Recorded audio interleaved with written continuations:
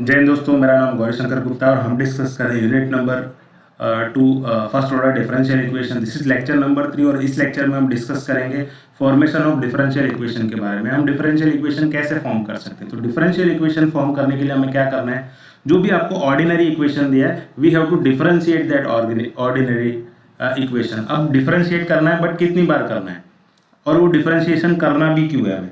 तो देखो, जो ऑर्डिनरी इक्वेशन है उसमें कुछ कांस्टेंट दिए होंगे, आर्बिट्ररी कांस्टेंट दिए होंगे। We have to eliminate that arbitrary constant in order to form the differential equation. और वो डिफरेंशिएशन जब आप करोगे तो वो मिनिमम नंबर ऑफ टाइम होना चाहिए। बट हमें कैसे पता चलेगा कितने नंबर ऑफ टाइम करना है।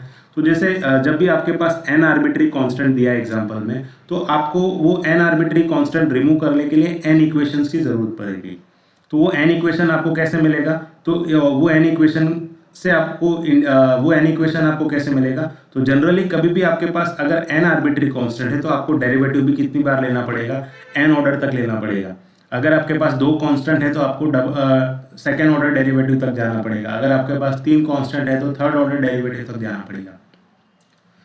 तो इस तरह से आपको सिंप्लीफाई करना है। That would be the minimum number of time the differentiation is. Now let us discuss one example. तो यहाँ पर देखो, अगर आप यहाँ पे एक ऑर्डिनरी इक्वेशन दिया है तो इसमें अगर आप कांस्टेंट देखोगे तो हमारे पास 2 कांस्टेंट है C1 और C2। तो हमारे पास 2 कांस्टेंट है तो यू हैव टू आपको 2 सेकेंड ऑर्डर तक डेरिवेटिव लेना पड़ेगा, तभी आपको 2 इक्वेशन मिलेंगे और उन्हीं 2 इक्वेशन को सिंप्लीफाई करके हम C1 और C2 को रिमूव करेंगे। तो C1 और C2 को रिमूव करने के लिए इसका डेरिवेटिव लेते हैं। तो इसका y डैश क्या होगा, तो यहाँ पर u इंटू वी रूल लगाएंगे। हम C1 और C2x को u ले लेते हैं और e रेस टू एक्स को v ले लेते हैं। तो हम u को एज इट इज रखते हैं C1 प्लस C2x और e रेस टू एक्स का derivative e raise to x. Now will keep e raise to x as it is.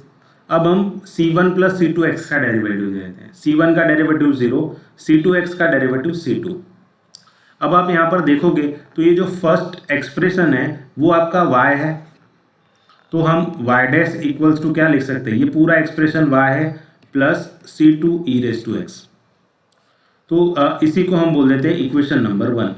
अब ये y को आप यहाँ लेफ्ट हैंड साइड शिफ्ट कर लोगे तो ये हो जाएगा y dash minus y is equal to C2 e raise to x. इसको हम बोल देते हैं इक्वेशन नंबर 2। अब हम क्या कर देते हैं, फ्रॉम इक्वेशन 1, देखो यहाँ पर देखो, फ्रॉम इक्वेशन 1, इक्वेशन 1 में क्या करो, आप उसको फिर से डिफरेंशिएट कर दो। फ्रॉम इक्वेशन 1 यहाँ पर इसको फिर से डिफरेंशिएट करोगे, डिफरेंशिएटिंग इक्वेशन 1 अगेन। तो यहाँ पर क्या होगा, y डैश है लेफ्ट हैंड साइड में तो y डबल डैश हो जाएगा और y का डेरिवेटिव क्या हो जाएगा, y dash plus C2 e raise to x का डेरिवेटिव क्या होगा, C2 e raise to x. ठीक है, तो अब हम क्या करेंगे, ये y डैश को यहाँ शिफ्ट कर देंगे लेफ्ट साइड में। तो y double dash is equal y double dash minus y dash is equal to क्या बचेगा, C2 e raise to x. अब देखो, अब अपना इक्वेशन 2 देखो, उसमें C2 e raise to x की वैल्यू दी हुई है तो वो हम यहाँ पर रख देते हैं। So from equation 2 now, equation 2 से क्या होगा, y double dash minus y dash, ये C2 e raise to x की वैल्यू यहाँ से ले लो तो ये क्या हो जाएगी, y डैश माइनस y। अब इन दोनों y डैश माइनस y को आप क्या करो, लेफ्ट साइड शिफ्ट कर लो। So y double dash minus y dash, ये minus y dash plus y हो जाएगा इक्वल्स टू 0। तो यहाँ पर क्या मिलेगा आपको, y double dash minus 2y dash plus y equals to 0। और यहाँ पर एक भी कांस्टेंट नहीं है तो ये हो गया हमारा डिफरेंशियल इक्वेशन। तो क्योंकि यहाँ पर 2 आर्बिट्ररी कांस्टेंट थे C1 और C2, तो हमें जो डिफरेंशियल इक्वेशन फॉर्म करने के लिए सेकेंड ऑर्डर डेरिवेटिव तक जाना पड़ेगा। सो आई होप आपको ये समझ में आ रहा है। Similarly look at one more example, similar kind of example I have given over here. तो यहाँ पर भी देखो, अगर आप आर्बिट्ररी कांस्टेंट देखोगे तो आपके 2 कांस्टेंट है तो आपको यहाँ पर सेकेंड ऑर्डर डेरिवेटिव तक जाना पड़ेगा।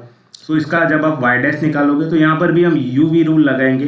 तो e रेस टू एक्स और C1 cos x C2 sin x, तो e रेस टू एक्स को हम u बोल देते हैं, इसको v बोल देते हैं। तो इसका डेरिवेटिव क्या होगा, u एज इट इज रखो, e रेस टू एक्स, या तो आप v एज इट इज रखो and the derivative of e raise to x is e raise to x. तो v को हमने एज इट इज रखा है C1 cos x plus C2 sin x और e रेस टू एक्स का derivative e raise to x plus, now e raise to x को as it is रखो और जो ब्रैकेट में है उसका डेरिवेटिव ले लो। तो C1 कॉस एक्स का डेरिवेटिव क्या होता है माइनस साइन एक्स, तो minus of sine x plus C2 sine x का डेरिवेटिव क्या होता है C2 कॉस एक्स। तो ये हो गया इसका डेरिवेटिव।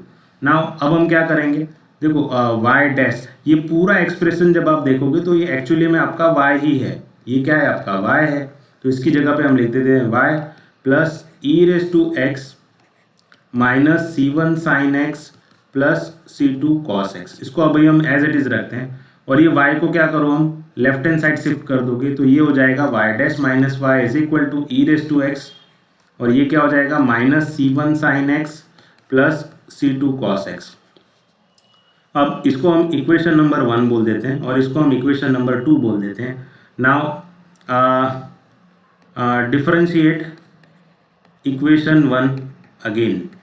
इक्वेशन 1 का फिर से डेरिवेटिव लोगे तो यहाँ पर क्या मिलेगा, यहाँ पर देखो इसका डेरिवेटिव फिर से करोगे तो ये y डैश है, उसका डेरिवेटिव लोगे तो y डबल डैश हो जाएगा। y का डेरिवेटिव क्या होगा y डैश प्लस यहाँ पर देखो e रेस टू x और ये जो ब्रैकेट में है इसका डेरिवेटिव लेना है, तो यहाँ पर भी हम यूवी रूल लगाते हैं। तो पहले हम e रेस टू x का ही डेरिवेटिव ले लेते हैं, तो e रेस टू x का derivative e raise to x और ये जो ब्रैकेट में है हम उसको एज इट इज लिख देते हैं minus C1 sine x plus C2 cos x plus अब हम ई रेस टू एक्स को एज इट इज रखते हैं और ये जो पूरा ब्रैकेट में है इसका डेरिवेटिव ले लेते हैं। इसका डेरिवेटिव क्या आएगा, देखो मैं यहाँ लिख देता हूँ माइनस C1 साइन एक्स का डेरिवेटिव क्या होगा कॉस एक्स, देखो C2 कॉस एक्स का डेरिवेटिव क्या होगा that is minus C2 sine x. ठीक है, ये हो गया इसका डेरिवेटिव। अब हम क्या करते हैं, ये y डैश को क्या करो आप लेफ्ट साइड में शिफ्ट कर दो तो y double dash minus Y dash is equal to क्या हो जाएगा, देखो यहाँ पर क्या है हमारे पास e raise to x minus C1 sine x plus C2 sine x. इसकी वैल्यू देखो मैं यहाँ पर इसको पेन चेंज करके बता देता हूँ, इसकी वैल्यू क्या है, देखो आप इक्वेशन 2 से इसकी वैल्यू निकाल सकते हो। इक्वेशन 2 में यही एक्सप्रेशन दिया हुआ है और इसकी वैल्यू क्या दी आपको y डैश माइनस वाई, तो ये पूरे एक्सप्रेशन की जगह पे आप क्या लिख सकते हो y डैश माइनस वाई। अब देखो यहाँ पर आप माइनस आप कॉमन ले लो तो ये हो जाएगा minus e raise to x और ब्रैकेट में क्या बचेगा C1 cos x plus C2 sine x. इसको भी y डैश माइनस वाई है, ये माइनस वाई डैश नहीं y डैश माइनस वाई, इसको भी आप क्या करो लेफ्ट साइड शिफ्ट कर लो तो y double dash minus Y dash, ये minus Y dash plus Y हो जाएगा। और यहाँ पर आप देखोगे तो ये जो ई रेस टू एक्स करके ये पूरा एक्सप्रेशन जो लिखा हुआ है ये एक्चुअली में आपका एग्जाम्पल ही है, ये पूरा आपका क्या एग्जाम्पल है। ठीक है, तो इसकी जगह पे हम क्या लिख सकते हैं y लिख सकते हैं और यहाँ पर ये y को भी फिर आप लेफ्ट साइड शिफ्ट करोगे तो वो क्या हो जाएगा plus y is equal to 0। तो ये क्या इम्प्लाई करेगा y double dash minus 2y dash plus 2y is equal to 0। तो ये हो गया हमारा differential equation. Similarly look at one more example, देखो यहाँ पर एक ही आर्बिट्री कांस्टेंट दिया है दैट इज b। ठीक है, तो यहाँ पर r डिपेंडेंट वेरिएबल है और थीटा हमारा इंडिपेंडेंट वेरिएबल है। तो यहाँ पर हम डेरिवेटिव क्या करेंगे, r डैश का मतलब है हम डेरिवेटिव r का विद रिस्पेक्ट टू थीटा करेंगे। तो b as it is 1 plus cos theta का डेरिवेटिव क्या होगा minus sine theta.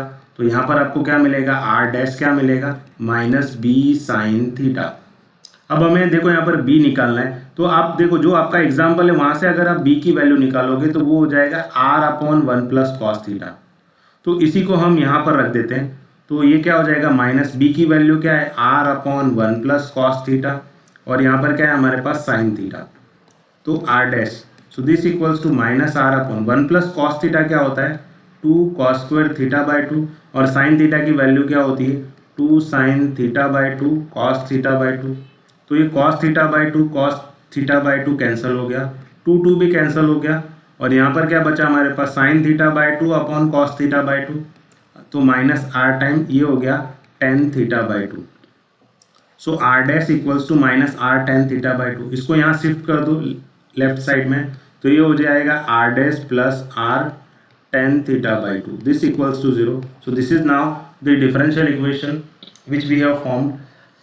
So in that way you can form the differential equation by removing arbitrary constant। तो जितने constant होंगे आपको उतने ऑर्डर के डेरिवेटिव तक जाना पड़ेगा। सो आई होप आपको ये लेक्चर समझ में आया। Thank you everyone.